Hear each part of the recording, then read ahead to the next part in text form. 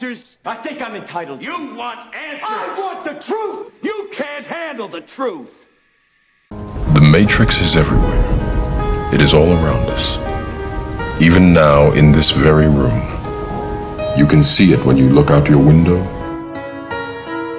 or when you turn on your television.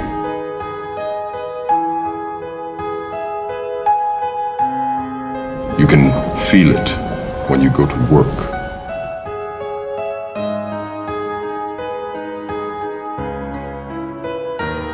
When you go to church. When you pay your taxes.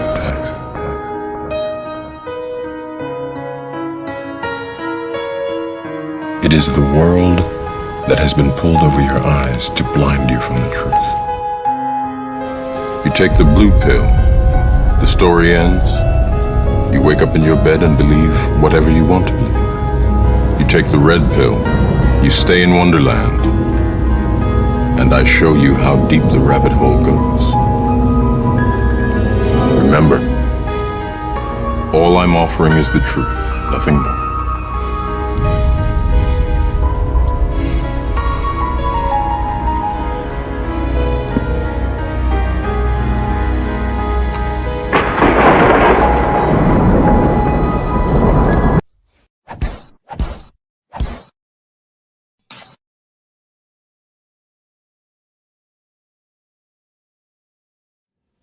Now, get undressed.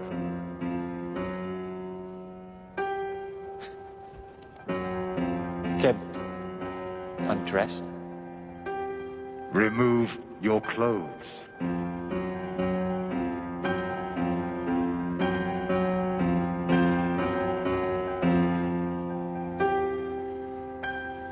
Gentlemen, please.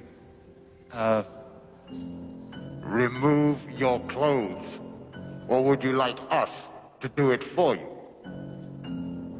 Sir!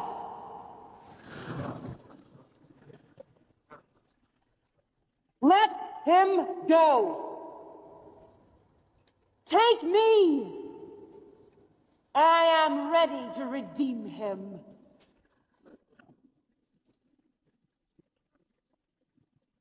You are ready to redeem him? Yes. Are you sure you understand what you're taking upon yourself in doing this? Yes.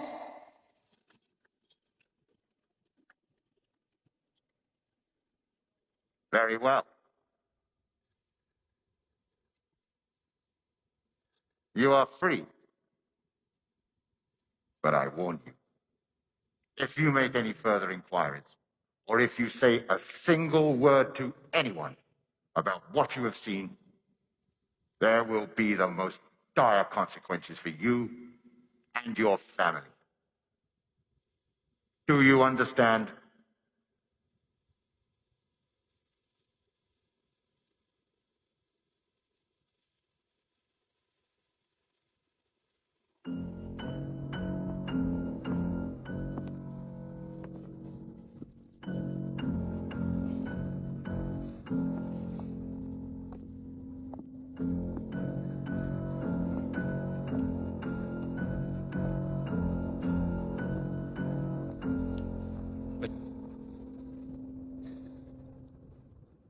What is going to happen to that woman? No one can change her fate now. When a promise has been made here, there is no turning back. Go!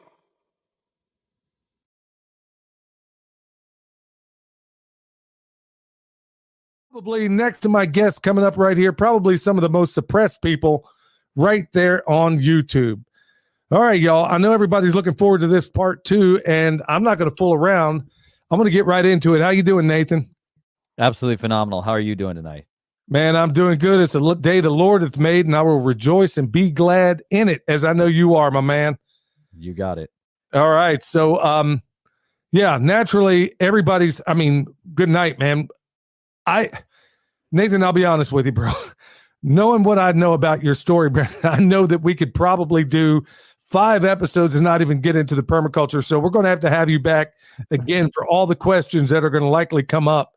And we're going to get into your permaculture journey, but it's made, and I will rejoice and be glad in it, as I know you are, my man. You got it.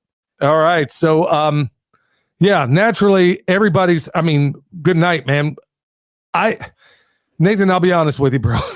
Knowing what I know about your story, bro, I know that we could probably do 5 episodes and not even get into the permaculture. So we're going to have you back again for all the questions that are going to likely come up.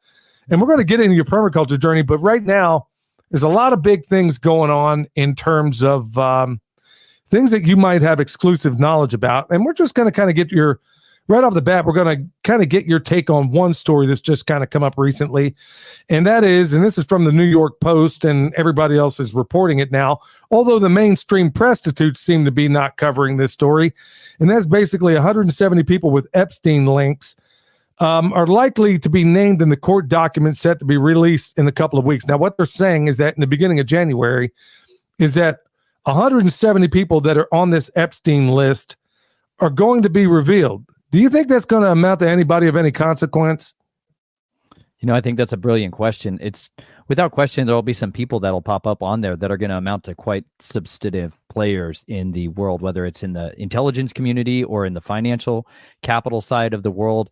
He had very many tendrils when it came to all of the different avenues of people that had been compromised through a lot of his strategic intelligence gathering operations. And what I'm talking about is a lot of honeypot operations where the guy was bringing people in to sexually compromise them and document it so it could be used as evidence and blackmail against them. This is something I grew up in a culture where this was the normative practice and the means with which power and access was granted to other individuals. And so even as those kind of findings come forward, I think what will be more interesting is to see whether or not there's any actual further movement on any of those names or those individuals, further investigations, because more often than not, what I've seen consistently is a suppression of certain information that would actually make it paramount to bringing this forth, whether that's his address book and his little black book, which has been in the hands of the FBI now for a good long while, and we're not seeing any of that type of information brought forward either. So I always hold hope that there will come a day where there's actual justice and people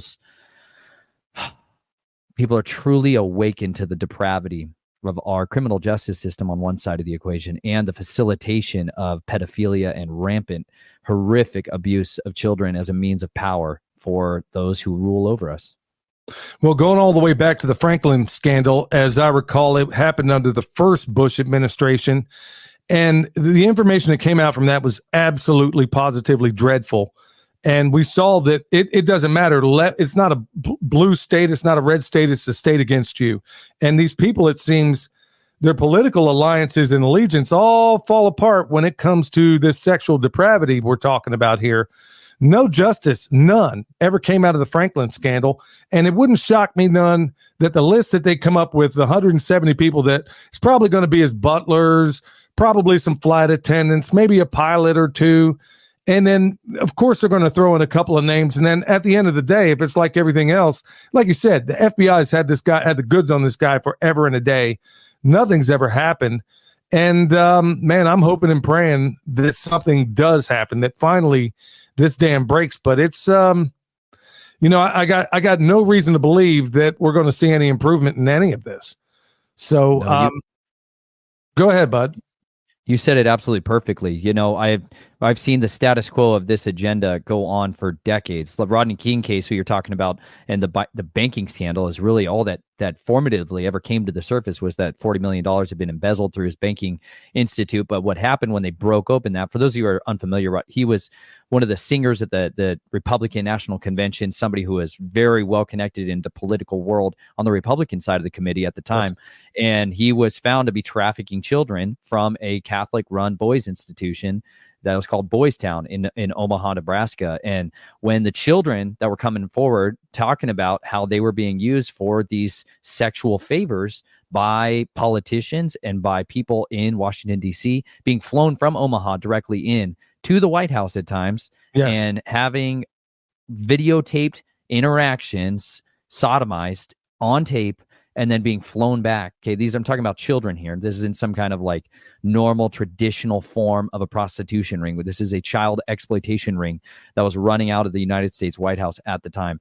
And then over the course of the investigation, what they ended up doing with the victims who came forward was turning around and prosecuting the victims who came forward. None of the perpetrators were fully prosecuted at all whatsoever. And so where I come from in the world of being on the victim side of those equations, these are always those lessons that they throw in your face to condition you to learned helplessness. That if you come forward and you talk about this, you come forward and you try to get justice brought against you. In fact, you get the opposite. The victims are the ones who more often than not are the ones who are prosecuted and persecuted. Now, I got to ask you, because I've been saying this for a while. Let me go on back a little bit. When Bradley Manning first came out and dropped what he did, you know what happened to him. You got Snowden, you got J. Kirk Wiebe, a whole long list of people that came out at the NSA, Bill Binney, long list of, there's at least 4 of them that I could probably name from the top of my head that were much higher in the higher echelons of the NSA that came out, told everything what happened to them. Every one of them were dogged. We know about Snowden, of course. He got away over to Russia, which these days seems like he probably made the better choice. And then, of course, you have Julian Assange. Yeah. Nathan, I got to know, because I view you in that same category as some of these other whistleblowers. Every single time. In fact, I had actually told my wife when the news first came out about Snowden, I said, you know what? Sadly, I mean, I didn't have the best opinion of things. And frankly, if I'm totally honest, I'm not sure that it's improved any, but I've always wondered why on earth a person as intelligent as yourself and as intelligent as Julian Assange or some of these other people, the other guy, William Binney, was probably number 2 at the NSA. All of them absolutely destroyed their lives. And then, of course, what's happened to you? I got to know, knowing that in every single case, when a whistleblower comes forward, they get their heads chopped off. And I mean that figuratively, but sometimes literally. Why would you do that? Why have you decided to do this, knowing full well the full force of what is likely to come down on you? It's a great question. At the end of the day, I have an intolerance to compromise. I cannot stand when I find compromise within people. At the end of the day, I know it's something I'm going to find inevitably. But when I work for an institution, when I work for anybody, I want to find out their why. Fundamentally, the very earliest formative years of my life, I became very, very adept at looking into people's secrets, finding out why they did what they did. A motivation hunter. I wanted to know what made every person tick, because I'd been traumatized in such an extent early on that I knew that there was an ulterior agenda. I didn't have a natural formed vision of man as good. I understood that there was a duplicity behind most people. There was a hypocrisy hiding there. And it was my job, my mission, to find it out and root it out and then bring it out. That was always fundamentally what gave me a will to survive, a will to live, and a will to fight. Was that I wanted to see injustice brought to the light so that justice could be performed. Now, I was trapped within the system at the time where I wasn't able to execute any of my own free will within that. However, when I got out into the world and I began to see how much compromise was in various organizations that I was working for, whether it was mental health centers that I worked for, or whether it was in the United States military, as I began to see how rotten and corrupt so many of these institutions were, it galvanized in me a need to be different, a need to be set apart from that. And let me tell you, you sit there and you study whistleblowers, and it shakes you. It shakes you because you understand that the reason they're prosecuting these people under the very acts from 1917's the Treason Act, stuff they established during World War I. They're drawing out all kinds of legislation to try to go after these people, saying that they're committing treason. Same with like corporate espionage is a whole other arena. I did security consulting for groups that were in the tech industry, and counter espionage is a huge industry. And you have the same types of mechanisms being deployed against people that are coming out with secrets from inside corporate activities that are major evils, horrible moral and ethical breaches that are taking place. But I always saw, even as though they were villainized, even as they were prosecuted, persecuted, some of them hunted down and eradicated, tortured, to me, at the end of the day, you must understand something. I have suffered so much in my life already. I have suffered an intolerable amount of abuse and trauma and learned helplessness. And at the end of the day, what I realize is that no matter what I've suffered in the past, none of it could be compared to what I do with the choices that I make today, because I'm trying to leave a legacy for my family and for every other survivor that is out there today, that we need to be bold and courageous, even in the face of insurmountable odds and assured death, not just death of like, our bodies physically dying. That's the easy part. The hard part is watching our peer group break apart, is watching the people, our family, our friends, our neighbors, our colleagues turn with us hatred in their eyes, with like a malevolent look in their eyes, like a branding you as insane or crazy. All these tactics that start to get weaponized in the courts of public opinion. I understood at the end of the day, it was more important for me to give up my life for the sake of the good fruit that I could sow by speaking the truth. The truth is always, forever indefeatable. And that, at the end of the day, is what I aligned myself to. When I read the word in the scripture, that is where I found my new identity. That was where I found my new purpose. And I saw men and women in there who did not compromise. And because of that, they turned the world upside down. They overturned kingdoms. Like, they literally were persecuted and sought after in the four corners of the earth. Like, I wrote a blog post recently that's called Fighting the Fear. And I address exactly what you're talking about here, because every man and woman is going to face these decisions. You may not be the whistleblower that's dealing with living in the deep underground military base in Hawaii like Edward Snowden was. But you know what? You have an access to information at different points in your life that gives you the opportunity to bring to light evil that's being done around you. And now that is your opportunity where you're truly tested. And every one of us is going to be held accountable for what we did with what we were entrusted with. I had been entrusted with a lot of people's secrets. I have seen and witnessed so many people's most shameful moments. And I had to choose whether or not I went along with the agenda to have an easier life, a more comfortable life.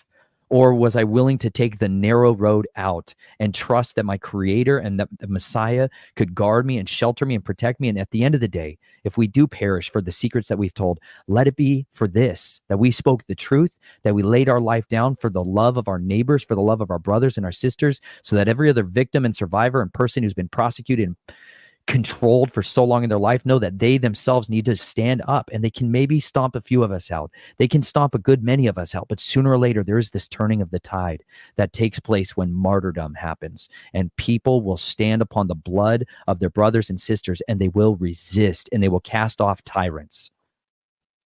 A guy with a lot of sense would said, it's well and good for those to die for what they believe, but what cause is not better served by living? And I've thought about that a number of times, yes, martyrdom, I guess, that would qualify certainly, but unless you're going to wind up being the martyr. And I guess it also depends on how well your spirit, how well your soul is prepared for such things. And by and large, I just don't see, the bravery that you've demonstrated and people like you. I've always wondered, because I've never had the opportunity to ask anybody, because in fact, you are a whistleblower and you've suffered greatly as a matter of it. I just wondered, let me say it another way. Have you had any regrets having done it? I'd say I have this. The main regret I have is not staying inside to gather more evidence, looking back on how I handled the situation and how I could have gone about it, maybe trying to, and this is a lot easier to say this now than where I was. It was a lot scarier at the very beginning. But as time went on, I realized I wish I could have stayed in a little bit more to try to bleed them from within. You know what I'm saying? Like, I don't know. There's a saboteur inside me that wants to just nick some arteries before he leaves. And I didn't get a real opportunity to kind of have my final strike from within that I really had always wanted more than anything else. There's a deep desire for vengeance that permeated my soul for so long, and I wanted to have an opportunity to blast it everywhere on just how these people were. And so on one side, that's an area of regret, but on the other side, I don't regret anything whatsoever, because my life has been filled with peace, like with actual peace. Like I did not sleep soundly for decades of my life. I used everything I could find to try to push an off button to make the nightmares go away, to make the regret and the despair and the depression and the anxiety and the imminent feeling of dread that was on me. I just wanted all of that stuff. I wanted to numb myself to the world for so long. And I was on a quest for death. And so at the end of the day, for the last 7 years, what I've had instead is a quest for life. Like I'm truly learning to love living, just like you said. I found that by the sweat of my face in a greenhouse, being satisfied by eating the food that I got to help cultivate. I would have never found that if I'd always taken the wealthy route and had somebody else make my food for me for the rest of my life. I would have never experienced what it's like to sacrifice my life for my family's well-being in a totally different way. Like these are the gifts that men have. Men need to work hard. Men need to do difficult things. It's innate in our design. When we don't do that, when we abdicate and we avoid hard things, we become softies and we become so easy to control and to compromise. And instead, if you make a man resistant, resilient, tempered, hardened, and capable, they are absolutely some of the most powerful people, the most formidable enemies you could ever hope to contend against. And over these last 7 years, if anything, that by making that choice, I have been galvanized in my mission and my resolve to persevere and to see this through to the end, because this is what I was made for. Now we're going to get into the permaculture, folks. I know we said we'd do that, but I got to cover up some loose ends because I know some people are asking questions. No, we'll definitely get there, but I got to hit you up in one other thing. Now, folks, keep in mind, this interview it's basically happening a week before you're actually hearing it. Okay. So what is today? The 19th. Okay. We're coming up real close to the solstice. Now, I've only read, I don't have any up close personal understanding of this. What I do know about it has been told to me, like people like Russ Dizdar, so many other people. I mean, not directly. I mean, just from studying his work. Russ Dizdar. I could probably think of a whole handful of if I really thought about it. But the point of it being is that, as I understand it, this is a high day for a lot of the people that are affiliated with what you were once part of. Do you have any thoughts on that and other so-called, let's say, holidays? I mean, I live just north of Asheville, about 45 minutes, bro. And this is like the Wicca capital of the world, I'm told. And you can feel it. Every time you go to town, you can absolutely, positively, unless I'm prayed up, unless I put on that full armor, bro, I am definitely not. I go there one person and I leave somebody else. I got to go there tomorrow.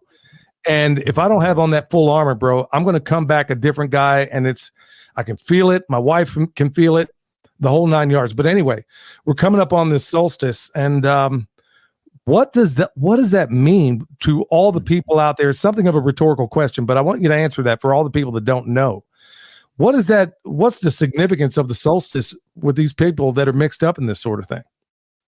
You bet, man. Just on a total comparison there, when I lived outside of Asheville, I remember feeling that depravity, that darkness, especially as it was building towards Halloween. Anytime we got to these specific high days, please understand, there is a physical and spiritual supercharging of the kingdom of darkness. And there are practitioners who that's all they do. That is their full-time job, as diligent and hardworking of any person you've ever known. They work to open doors to demonic activity. They work hard, fasting, cutting themselves, causing harm to themselves and to others in order to open up these rifts between these realms. So when you're looking at things like the solstices coming up, whether it's the winter solstice, the summer solstice is another one, there is a very massive undertaking, because this is when the season of the sun god is dying. This is a season of death by and far. And so much of what people experience during the season, the highest instances of suicide at almost any other time of the year is right now. This is literally a season when that Occult revelry is at its highest. And so much of what goes into, like, literally today is a massive preparation day. Tomorrow is even more so, because what they're doing is there's a specific types. Each cult has different ways of doing these things. I'm going to share a little bit more from my experiences. I grew up in Flagstaff, Arizona, and there on top of the mountain is where a lot of people will gather and worship the heavenly host. They will go up onto the tops of the peaks on the winter solstice. They believe that these angels, these fallen angels, these deities will come and descend upon that mountain, and they bring their daughters out, they bring their children out onto the mountain at night under the cover of darkness and under the light of the stars, and they will engage in two things. On one side of it, there will be mating rituals. There's going to be death rituals. And so there's always this mixture between those two realms that they will be enacting on that place. This is because a lot of people, this is the mountains outside of Flagstaff, Arizona, are these volcanic peaks. They're 12, 13,000 foot volcanic peaks that are out there. And they believe they've always been these sacred mountains, especially like the Hopi Indians.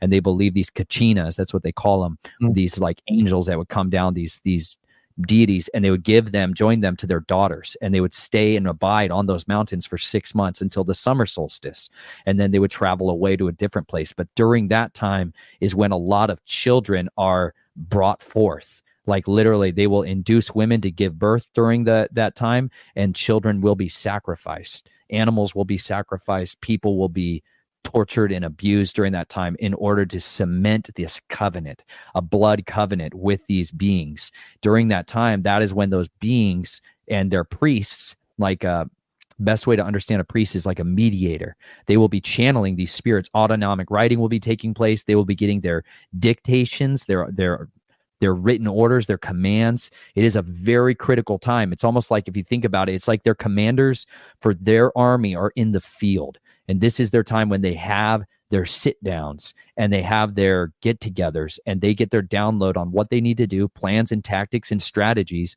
on how to make moves in the earthly realm from the spirit realm. And so that's why there's this need for dark power, dark energies, dark neuroscience in order to open those gates and begin the communing with the dead. So if people that are outside of that, please understand something. If you're somebody who does not ever physically see these things, does not ever personally witness these things, when you're feeling that oppression, that heaviness in your spirit, that sickening headaches, pressure in your guts, like that just uncomfortability, you're experiencing the realm of the demonic. It is another world. It's another realm, and it makes us physically sick. It's a dark, disgusting experience to be around it. And when you're driving around areas where these events have taken place, these gates and these doorways where that blood was shed, even if it's cleaned up, is going to leave a mark. It's going to leave a tendril that sticks to you. And that's why, even as you're coming out of Asheville and stuff like that, cleansing yourself and asking the Father to help just forgive the sins that are empowering this kingdom of darkness, forgive the sins that are empowering these evil spirits to be sent on assignment, because from there's an unleashing of those spirits to target specific people, specific ministry, specific areas of resistance that those people have. And this is a season when, if you watch carefully, between now and the beginning of next year, you will watch so many people suffer horrific calamities, car accidents, suicides, sudden deaths, unbelievable sicknesses. You will watch, if you pay attention between now and the next 2 weeks, you will see these events take place. And that's because people that have doors open to the enemy, they have legal grounds for these spirits to come in and start destroying people's lives. So this is why it's critical that people become armed with an understanding of how to contend against these spiritual warfare. You need to know what it means to arm up, and you also need to know what it means to shut down the doors that the enemy's opening up to your life, because so many of these holidays people are experiencing are rooted in these practices. They were illegal in our country for a long time for a reason, because this is what they are. This is their origin story. This is what they were used to do. These pagan cults use these times and these seasons for their festivals. So it's critical to identify and learn the origins of these things so you can set your family apart from them. I got to know, man, I know we got to get onto the permaculture thing, but I got to ask you something, because about a year ago, I was out in Safford, Arizona, which is at the base of Mount Graham, where the Vatican has their telescope, their Lucifer telescope. And according to the native people around there, I even did a video of it a while back, and it kind of freaked out a lot of people when I told them if you read any of the work of the late Tom Horn and Chris Putnam, Exo Vaticana is a book they wrote, and they also wrote one regarding the popes. And anyway, I had a very, very, Nathan, this was bizarre. I was out there working on this Earth ship in Safford. Had no idea. My wife had told me right before I went, hey, you're going to be near Mount Graham? From the map, I'm like, okay, well, it's right around the corner, man. I wonder if I can go right up that thing. Well, I couldn't. They had it blocked off. But what they did have, and strangely enough, it was like once a month, and this Earthship build was going to be for about a month.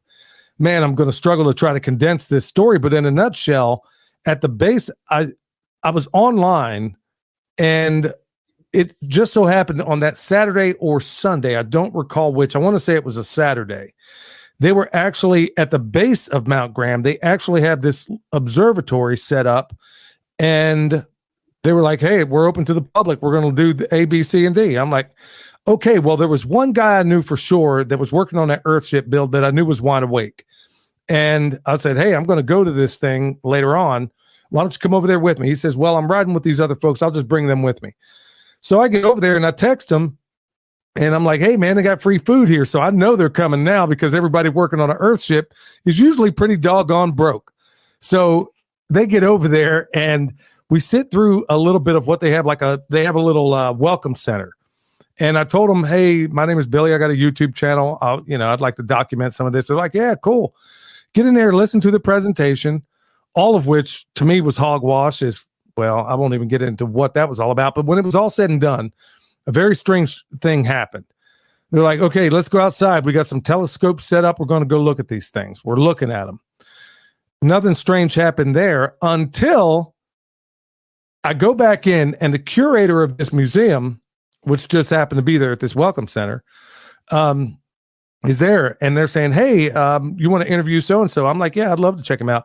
So then all of a sudden, everything was cool, Nathan, all the way up until the point where I said, and I quote, hey, what are your thoughts about this book called Exo Vata? I got about that far, Exo Vata, and the guy was like, and then you could see a sudden hush come over the entire group. What I didn't know is I'm asking this question to not only the curator, but apparently the guy who was the number one, he had just retired, and he was the number one person running all those telescopes on the top of Mount Graham. And so, like I said, there was a sudden hush that came over him. Next thing I know, they're taking me into this it was like an off limits kind of place in this museum. It was very bizarre, very odd. I tried to recount the story before, and if I'm not careful, this thing could go on for 20 minutes, but some very bizarre things unfolded there. And it was like they were trying to get me alone. And I'm like, dude, this is starting to get creepy. The hairs on my back and my neck are standing up. And hey, bro, if anybody knows anything about me, I'm always armed, one way or another. So don't start no SH and there won't be no IT is my motto. So that's how it was going to go down. Long story short, I got out of there, and all of a sudden, this event that was supposed to go till 9 p.m., it was only 7 o'clock at that point. They shut it all down. Said, all right, that's it. We're going to the house. Everybody pack it up, move it out. And then we were on our way. And then, okay, fast forward to a little bit. We're going to this place where it was like a bar and grill to go eat. Asked the same question. Happened to be some native people in there. And good night, man. They were just starting to open up, and then all of a sudden something shut them down. But anyway, long story, what I'm trying to get into and what I'm asking is why these mountains. It's like, of all the mountains, they could have put that observatory on any mountain you could imagine. But they chose Mount Graham, which just happens to be one of the, as I understand it, one of the 5 most sacred mountains on planet Earth to all native people is Mount Graham. The Vatican came in there, kicked them out, teamed up with ASU. I mean, the story goes a lot of different ways, but the point being, why these mountains? Why do they do these things on these mountains? Is there any significance? I mean, I'm reminded of the Book of Enoch, where these watcher angels came down on Mount Hermon. I mean, what am I missing here? I mean, maybe you could fill in the gaps here. Man, what a wild experience that you were actually there at Mount Graham too, to even get access to that area at all. I read the book Exo Vaticanus years ago when he first came out, and you know what? There is a cover story to why there's the obsession with observatories that people are fed on a regular basis. But people have been fed a very contradictory experience to what these celestial stars and these things are over our heads, because you must understand the scripture is pretty clear that these wandering stars also get imprisoned at times.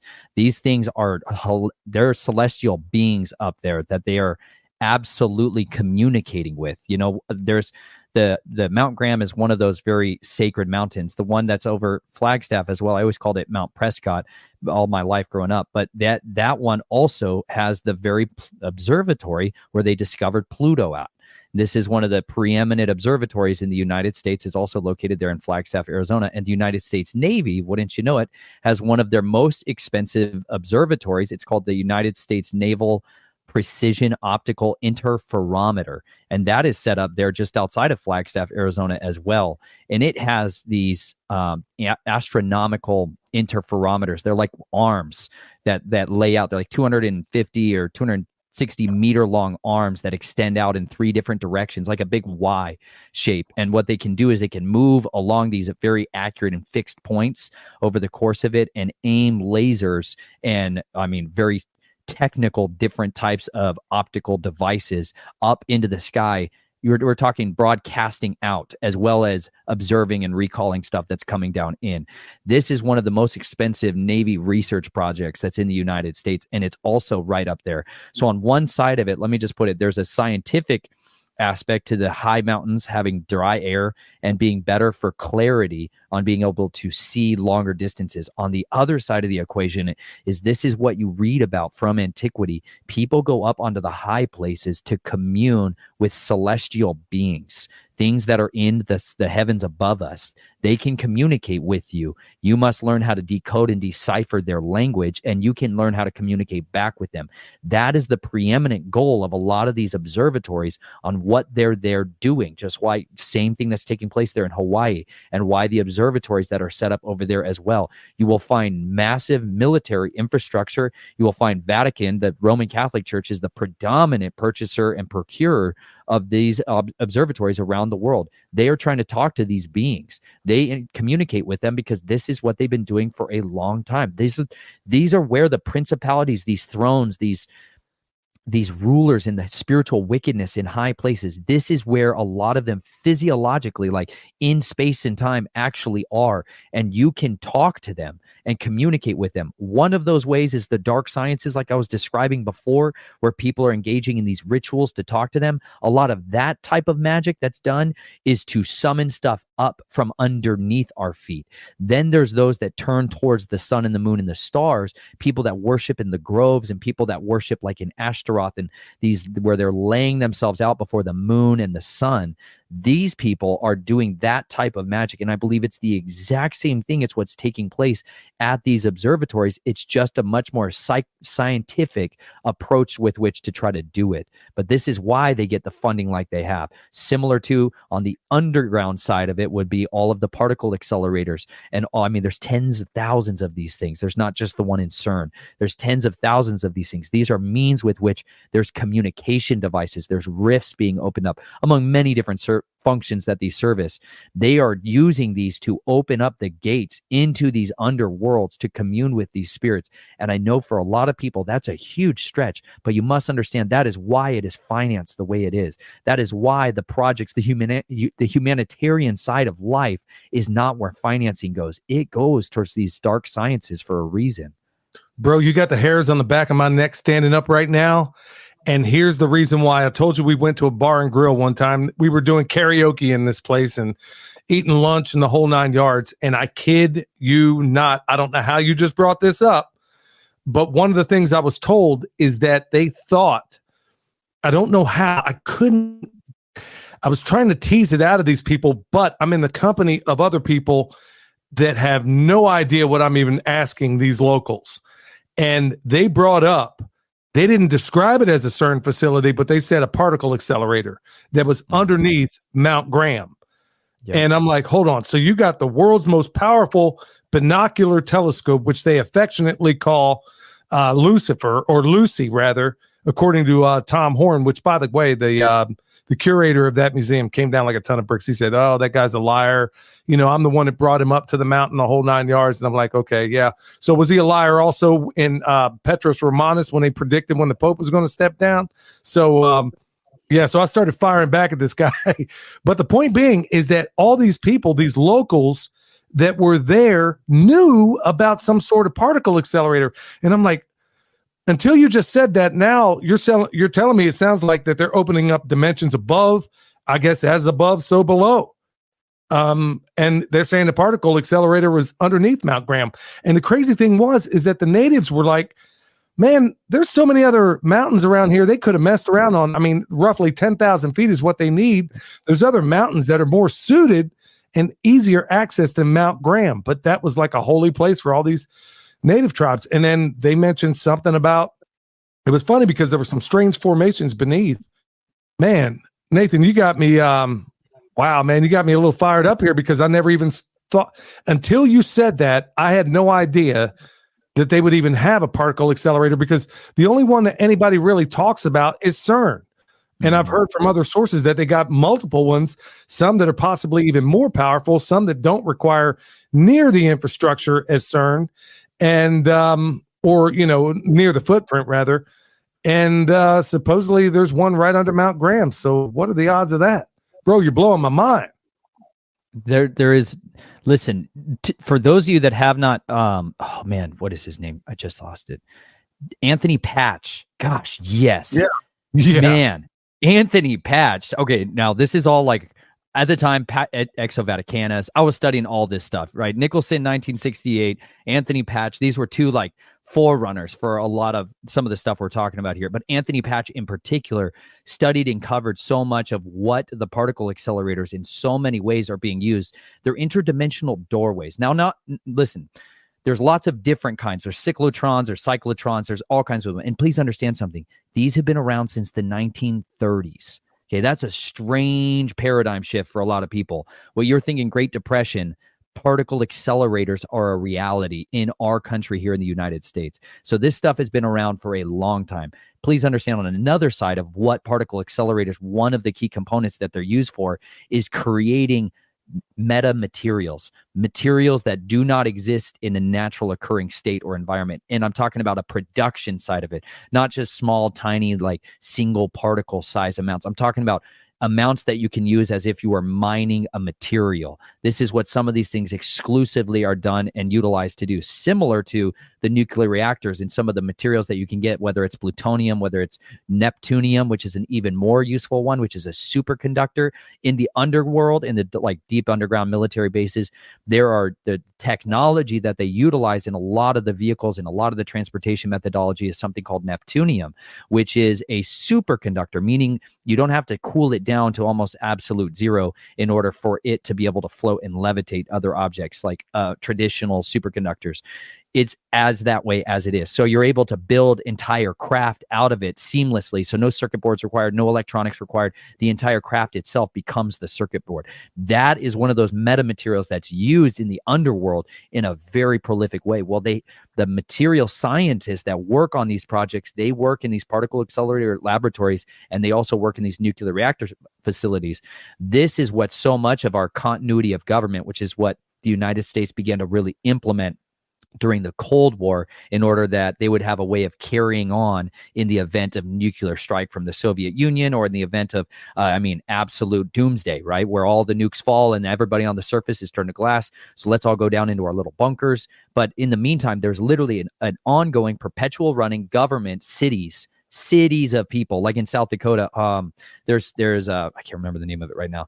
One of the very famous research facilities that's hundreds of people and thousands of people work underneath the ground just up there in that town in South Dakota at one of their particle accelerators. They take over a lot of previously abandoned mines and will start to put in all these scientific instruments for these purposes. And they literally, people live their entire lives down underneath the surface of the earth, never knowing or experiencing the type of life that you and I take as granted. And what it does is it fosters compartmentalization. During the World War II, we had 500,000 people working on the Manhattan Project. 500,000 people. 10 knew what it was truly for. 10 people. This is the type of truly compartmentalized information secret keeping that the United States government and military has been proficient at for decades. And because of that, in the secret scientists, like in the world, I talked about the Jason projects with SGT report before, but this is where these scientific consultory groups, this is where their intelligentsia goes. They really do recruit and capture scientists and take them underground. People that have breakthrough technologies, what they would be called, like the guys that I got brought in to do security for in outside of Boulder, Colorado. They had something that was deemed by Los Alamos as a highly disruptive piece of technology because it was a storage drive that could store 1,000-fold what current technology could do. It was very, very dangerous for those guys to have that technology. There's a lot of people who don't want that information getting out, that type of tool to go to the masses, because it ruins industries. It overnight topples industries. And so at times, what happens is people come forward. They were in the financing phase. They were trying to raise capital. Well, the people that come forward, whether it's venture capitalists or capital I investors, all the different forms, military, there was all kinds of people from the artificial intelligence community. All these people start coming in and courting them, right? But then there's this secondary group that comes in, and they are offering them not money, they're offering them access to that underworld. They're offering them access to what you would call like a black box team. You're going to disappear. You and your entire team are going to disappear for 2 years. You're never going to be allowed to talk about what you did. You're never going to be allowed to tell anybody what happened. And on the other side of it, you're going to go through a whole lot of, let me just put it straight, like mind control to shut you down to remembering whatever took place down there. And then you're going to resurface. And really, this is where so much of our infrastructure has really gone. So much of the real wealth of our country, like they'll kick it off every so often and be like, hey, the Pentagon, we're missing $1 trillion. They're like, shucks. Sorry about that. You know, we might have a tragedy strike the next day to eliminate all the evidence about where that may have gone. Very convenient truths, an inconvenient truth, y'all. It's a reality of what this is, how the world truly runs, because you must understand there really is an inverse pyramid below your feet. And it really goes down to Tartarus. That is where these fallen angels, like you mentioned before, described in the book of Enoch, described in 2 Peter, described in the book of Jude, described by cultures all across the world that came down, these celestial beings, do you want to call them extra dimensional entities? These beings came down and they exchanged genetic material with mankind for information, for technology. And when this is what they trade with people. This is their currency, the secrets of heaven. When they do these exchanges, they have a tyrannical consumption of life. They require flesh. They require blood, because they are not flesh and blood like you and I. They are flesh and bone. So they require, once they're cut off from the Most High, they require a fuel source. They must recharge. Okay. They have to have power. That power comes through life. It literally says in the garden that the serpent was cursed. The dragon was cursed to eat dust for the rest of its life. And then he turns to Adam and says, from dust you were created, and to dust you will return. They literally consume the dust of mankind because we have become their food source for them. This is why these cannibalistic, these cults have been around to facilitate the acquisition of human material in order to facilitate the feeding of that underworld. It's a real place, real entities that live there, and they work with mankind in order to achieve their will on the surface. This is why it's like a prison colony that we have to do our absolute utmost to break free from. Good night, man. Boy, I could go on with you all night long, because this is exactly the kind of stuff I know about to a certain extent. Obviously, you know quite a great deal more. And frankly, a lot of folks out there in the audience, they were asking that I would do more episodes of stuff like this, because in so many different ways, I know for sure it's out there. Like, I'll give you Nathan, I'm going to tell you something that I've never said before on radio before. 2 things, actually. One, I worked with this guy. He wrote 2 books on the Civil War, and I was helping him out one day. I was working with him. It was in small town Kansas. Former Air Force guy, worked at one of those deep underground military bases, and I caught him on the right day, and he told me about his buddy who had seen a chimera of a legit centaur. I mean, like, it freaked him out so bad, and it was working at one of these DUMBs. For those that don't know, a deep underground military base. And this is years. I'm talking like 15, probably 15 years ago. And he told me about this and how it basically drove this guy insane. Now, let me fast forward. Now, Hollywood, I could go in so many different ways about how they kind of let you know what they're going to do before they do it. Now, check this out. I want you to go to look it out for yourself and tell me if I'm crazy. Because to my knowledge, I tried to get out. I wasn't doing radio at the time when I first discovered this. And to my knowledge, I don't know that anybody else ever has. If you watch, I've always been a sucker for these superhero movies. So if you watch the first Avengers, and I think it's within 5 minutes of the opening of when the thing starts up, they're in a deep underground military base. They got this thing they call the Tesseract. And then if you look behind it, it is an exact cutaway of CERN. Okay. And then they fire this thing up, or it fires itself up, either way. And then lo and behold, what comes through this thing that looks like an exact replica of CERN is Loki. He comes out of there, Thor's brother. He comes rolling out of there, kills everybody, and then rolls on with this thing called the Tesseract. Man, I tried to get this out too. I'm like, when I saw this, it jumped right off the screen. I grabbed my wife and my son. I'm like, y'all have got to see this. I can't believe it's right here in a Hollywood movie. The first Avengers, like I said, within the first 5 minutes. So they fire this thing up, and it looks exactly like CERN. And what does it bring forth? Something from another realm, drops it in here, and it's dreadful. Every time they fire up this CERN facility over in Switzerland, these people talk about apparitions walking around of these ghastly things that nobody's ever seen before, and these people are freaking out. Look at the CERN logo, for crying out loud. It's all right there in our face. Like you talked before, I think, about the Gothard Tunnel.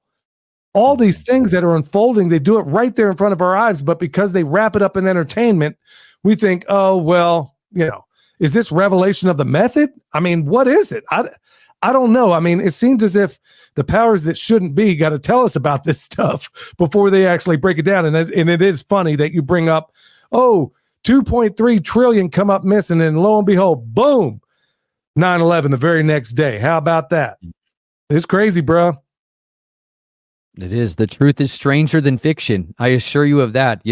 This is the kind of information, though, that should make people turn off the entertainment side of life and understand that you could study the reality. Like you and I have just, in the course of this, 50 minutes, have shared so many different threads of a tapestry of truth that you can go down and investigate for yourself and understand there is a preponderance, an overwhelming preponderance of evidence about every portion of this topics that we have hit on tonight. And on any one of them, you can go and study for yourself and discover there is a world between the worlds here of the version of what normal men and women are going to be fed and given as their slave food in order to keep them with their bread and their circus entertained until they do their duty here on this earth and die like a cattle class. Okay. Information truly is the war that we now have the ability to search out for ourselves. For one of the first time, please understand, this type of conversation that you and I are having could not take place in the same way even 20, 30 years ago. But we now have the ability to communicate with each other and then study these things out for ourselves, find access to the information, and then share it with others now like never before. And this is why I'm so passionate about trying to be an advocate for other whistleblowers to come forward, because I understand secrecy is what they built their house on. The reason I was bringing those points up is because I'm trying to explain to people the compartmentalization comes through secrecy and that compromise. And as long as people take those secrecy oaths and they swear against heaven and earth, like in the scriptures, if you want to hold yourself to a biblical standard, you're not supposed to ever swear by heaven and earth. You're never supposed to engage in that type of stuff. If you have, that's one of those big giant doors to evil, to death, to destruction, to the demonic, to have a right to come into your life and wreak havoc. When you have those oaths in your past and those things that you've sworn, those things literally become those burdens on your back that crush you. Like my secrecy clauses were part of the core tenets that kept me from being free. I witnessed similar things to what you just described. Like I've shared it publicly, man. In those tunnels underneath the London Bridge in Lake Havasu City, Arizona, there are literally places where these beings come up. I'm not talking about some kind of mystical creature. I'm talking about literal dragon-like creatures that speak the tongue of the Nachash. They come out and they literally are drawn out during these rituals, and they come forward and speak like they are real beings. These are real. This is the physical enemies that we are supposed to be waging this war with. Like, I'm not talking about like some kind of ethereal thing here. I'm talking about the flesh and blood adversaries that we are actually fighting against. Because at the end of the day, when you want to list off the Soroses, the Rothschilds, when you want to list off the maybe tier 4 on a pyramid, a public pyramid, there are people behind those people who, and behind them is these physical agents of evil. They are wholly committed to an absolute malicious hatred of every man, woman, and child on this earth. They are only here to make war. That is it. They intend to, it says the dragon goes out with great wrath to go after those who guard the commandments of Yahweh and keep the testimonies of Yeshua. He is looking for the people who are the resistance. That's it. Like, you're talking about things like in movies where they put this information in front of your face. Satan is much better categorized as something like you see in Terminator, where he is like the one who can send things back in time to destroy his enemies, because he knew some of you were going to be his worst nightmare later on in life. He understood that, and so he crippled you, tortured you, traumatized you, stuck you in a place of suffering early on in your life to try to teach you never to fight back, to teach you that you'll never win, when understanding that you were always the more powerful opponent in the room, that you were always more capable than the others. For those of you that do have these testimonies, who have experienced these things like you've seen down there in the deep underground military bases, there's a lot of people who have experienced this. I just did a show with a couple other survivors, brilliant people, one of which worked in military intelligence, and he himself was sharing that. And I mean, breaking down, devastated, humiliated in one side of it, to try to describe the horrors of what he's seen down there, especially in Fort Meade. Like, some of these places, this is all they've been doing from the beginning, because a lot of the research that they say is illegal for them to do on the surface, human experimentation, they test us out with ideas of whether or not we're going to accept certain concepts like Dolly the sheep and the cloning agenda that was going place in the 90s.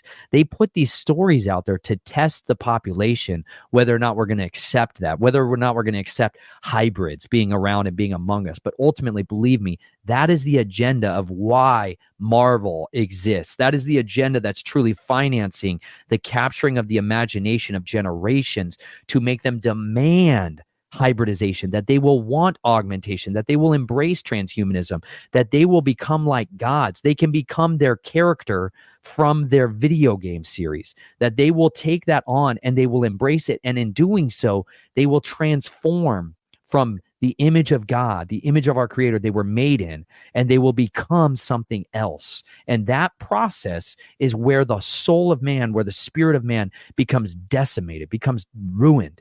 And ultimately, why I'm out here is I want people to know that they can come out of this, no matter how horrific they've been in, no matter how, even if it was just a moment that they saw it, like you had these experiences that you never really share with other people, because you almost don't know that anybody has a working framework to put this type of experiences in. But the truth is, there's lots of people who have that. A lot of them just have been bound up in shame and embarrassment, fear of publicly being mocked, maybe, that they don't want to come out and talk about it. But I really believe this is the season where there is a revelation of the truth. It is like a revelation of the beast system on one side of it. We're allowed to come out and talk about these things. You and I are still able to talk about this for as long as we can, and we have a duty to try to share as much as we can during that time.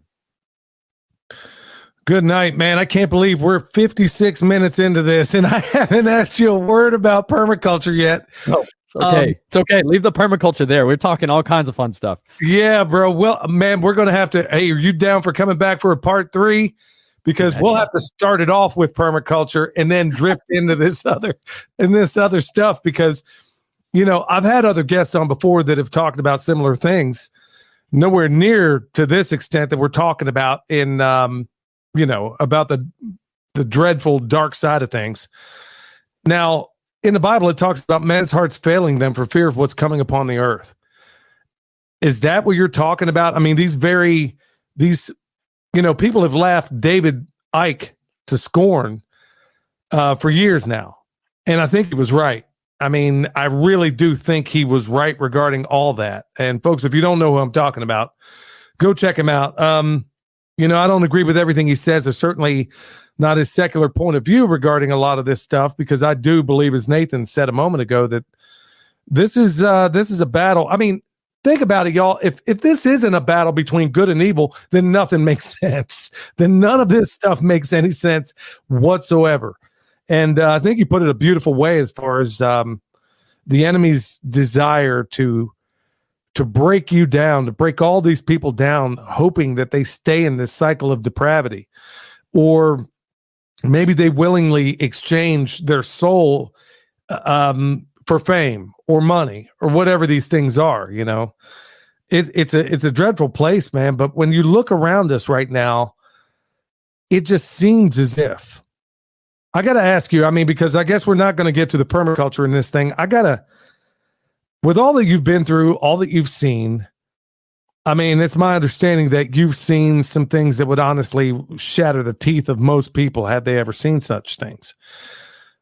Nathan, I'm looking around me right now in this earth, and it's getting tougher every day to fight this fight, I think, because I don't see the allies. I don't see anybody saying, oh, shoot, you're right.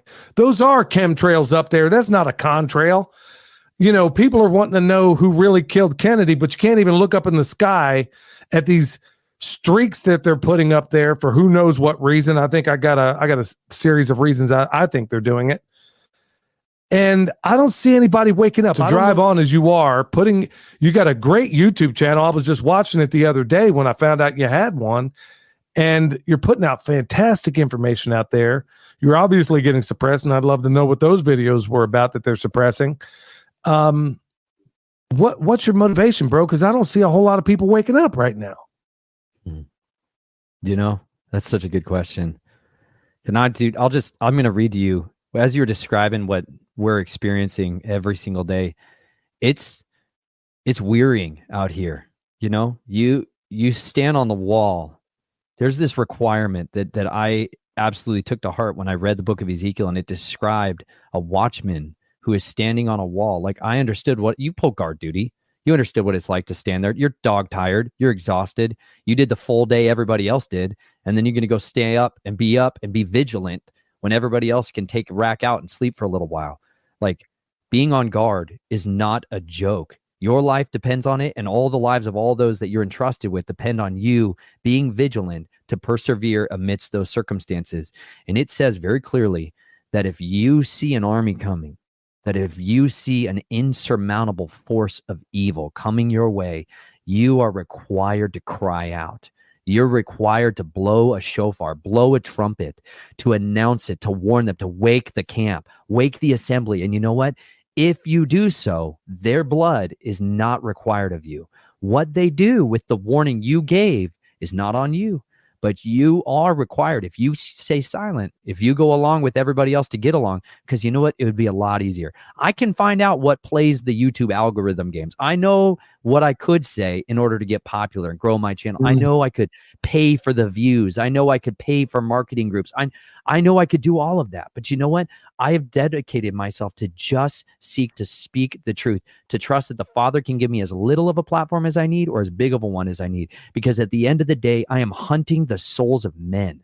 I am not out here for any other reason. I am looking for the souls of warriors. They're called Gibborim in the scriptures. They are the elite warriors. It says the mighty men of valor. Like when David fled, when he was persecuted and hunted down, he said that all these men, 400 men, came to him at the cave of Adullam, people who were dejected, that were on the run, who were in debt, and people who were disgruntled at life. That's who I'm looking for. I'm looking for the few among the many, because at the end of the day, there is a narrow road ahead of them. And I'm calling them to suffering. I'm not calling them to an easier version of life. It sucks. It says, as wisdom increases, so too does sorrow. As knowledge increases, so too does sorrow. Bro, I have wept more in my life since coming to learn these truths than I ever did in the quiet conveniences of comfortability that I had before. It's devastating to realize that you are in a prison colony and that the entire system of who is supposed to be our guardians, who is supposed to be the helpers, the protectors, the child guardians of our culture, are literally responsible for feeding the beast. That is a devastating reality. That's just one tiny paradigm slice of what the problem is that's out there. When you look up at the sky, when you look down in your drinking water, when you look into your food, when you look into your clothing, when you look into the very tools that you use, everything is stacked against us in such an overwhelming, demonstrative way that it shows to me there is a fruit of a different kingdom that I am in. I was born into a different kingdom. Mine, very clearly, I understood what I was born into. I understood what radical, intelligent evil looked like. I looked into the souls of men as they were dying.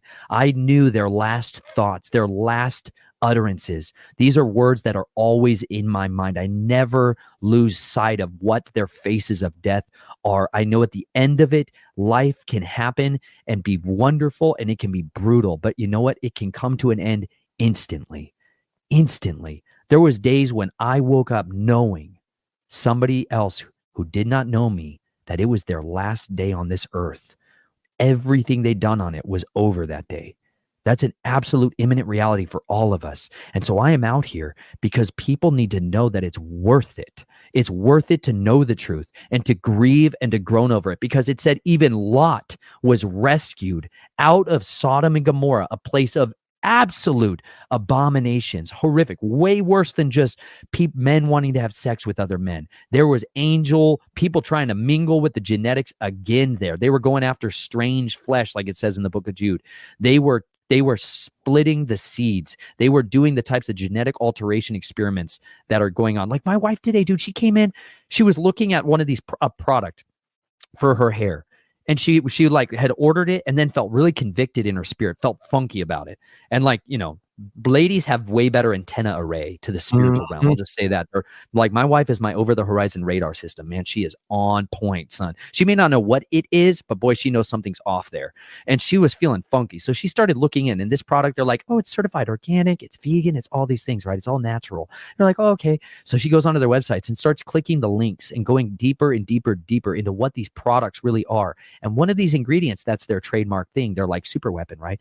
She had to go through like 6 different websites to finally find out what it actually is. And finally they tell you, they're like, yeah, it's genetically spliced DNA between a wasp and a spider that's grown inside of a bacteria of a yeast that is then being used to create this all natural product for your hair that it can help to like penetrate into your hair. But it's totally like genetically grown spider silk with that's altered stuff. This is like the fallen angels came and taught men how to split species to do transgenetics. And yet this is in some basic beauty product. This is just one little tiny iota of all the things, whether they're the food additives. If any of you have ever looked in your food additives, we do. We are in an absolute war on every front. And so we do. Men like you have a duty to stand here and shout the alarm as much as we can, and then not just leave people with the horrible, devastating news that, yes, this is the type of evil that's taking place, but then point them to the deliverance, point them to the authentic, point them to how to get it. It's through a lot of hard work. It's through a very difficult road, but you know what? It's a more satisfying one.